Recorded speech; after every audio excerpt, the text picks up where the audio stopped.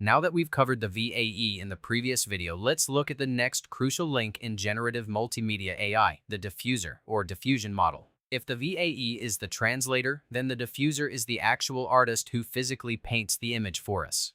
But how does it do it? Imagine a sculptor standing before a completely unformed rough block of stone. They don't create a statue out of thin air. Instead, they take a chisel and start chipping away the excess pieces, step by step, until a beautiful figure emerges from the stone. A diffuser does exactly this, just digitally. When you hit the generate button, the AI first creates an image that is nothing but pure chaos. A bunch of colorful digital noise, like looking at the static on an old TV screen. This is when the diffuser kicks in. Based on your text input, the prompt, it starts filtering out the excess from this noise, step by step. Or, as we say in the software, through steps.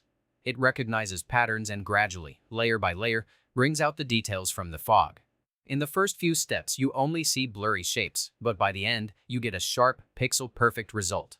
Almost every image generation AI today operates on this diffusion principle, and they are all diffusion models. Stable Diffusion, the brilliantly language-capable Flux and Flux 2, the excellent Qwen image, the super-fast Z image, the photorealistic Midjourney, and even video generators like Sora, Vidu, or Runway.